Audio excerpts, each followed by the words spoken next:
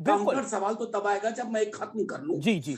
मैं आमतौर पर इसलिए बहस को अवॉइड करता हूं। मैं सिर्फ इतना आपसे कहना चाहता हूं कि इतिहास की एक स्मृति होती है और स्मृति का भी एक इतिहास होता है। दुर्भाग्य है कि इतिहास की स्मृति को समझने वाले लोग गौण होते जा रहे हैं और लोक स्मृति खास तौर पर हमले का शिकार हो रही है। इसी दृष्टिकोण से मैंने आपत्ति जताई थी। मेरा कतई कोई मतलब ये नहीं है कि आप करिए ना, बहुत अच्छा लगा वॉर मेमोरियल बनाया आपने, लेकिन अमर जवान ज्योति की वो लौ क्यों वहां विलीन की जाए?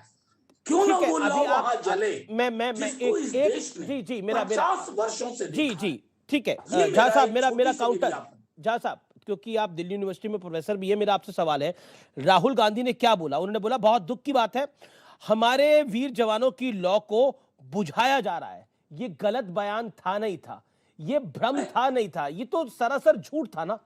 अमीश जी, लॉ बुझाना और लॉ को मर्ज कर देना, ये मैं समझता हूं कि हम कहां इस मुल्क में आ गए कि आप हमारे राहुल खुद कह रहे की हैं जो ऑफिशियल जो वर्जन आया उसने कहा कि at 4 PM it shall be extinguished and it shall be taken to war memorial.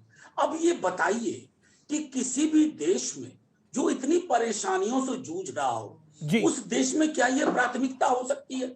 जी, दुनिया के किसी देश में ऐसा नहीं होता है सिवाय अथॉरिटेरियन स्टेट्स में। अथॉरिटी, ये बड़ा आरोप है आपका, ये बड़ा आरोप है आपका। मैं इसी से डिबेट को ओपन करता हूं। अथॉरिटेरियन स्टेट में ऐसा होता है। Rakesh Sinha, professor Rakesh Sinha, member of parliament, Bharatiya Janata party के भी हैं। राकेश सिन्हा, अथॉरिटेरियन स्टेट है ये, इसलिए ऐसा हो रहा है, विपक्ष का आरोप। मुझे आश्चर्य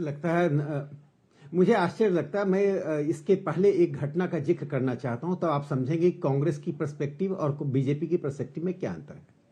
मोहन रनाडे गोवा मुक्ति संग्राम में पुर्तगाल से संघर्ष करते हुए जेल गए, 1925 साल की सजा हुई और 56 में जेल गए।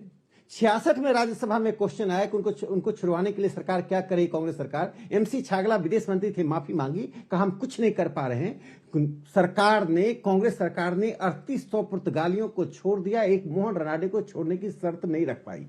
ये कांग्रेस की सरकार थी। नरेंद्र मोदी जी जब 2003 में गुजरात के मुख्यमंत्री थे, तो आपको घटना मालूम है, श्याम जी कृष्ण वर्मा, मनोज झा जी इतिहास के छात्र रहे हैं। श्याम जी कृष्ण वर्मा जी पेरिस में, लंदन में और जेनेवा में भारत के संघर्ष का दास्तान है, कि इतिहास है। उनकी मृत्यु हुई और उन्होंने मृत्यु 1930 में लिखा था, मृत्यु से पहले, कि मेरे जो अस्थि भस्म है, जब देश स्वतंत्र हो जाए, स्वाधीन हो जाए, तब देश में ले जाकर विलीन किया जाए। 30 में मृत्यु हुई, 40, 50, 60, 47 में नेहरू जी ने ध्वज फहराया था। इन शहीदों के बदौलत हम आजाद हुए। और 2003 में नरेंद्र मोदी जी गुजरात के मुख्यमंत्री बनते, वहां से अस्थि भस्म को जेनेवा से लेकर भारत आए। ये मेरा सवाल चाहे आरजेडी समझ लें। मैं अमर जवान ज्योति, मैं ज्योति जी। देखिए एक नेशनल वार मेमोरियल बनाया गया। नेशनल वार मेमोरियल किसके लिए बनाया गया? देश के उन शहीद जवानों के लिए बनाया गया जिन्होंने युद्ध में शहादत दी। उन जवानों के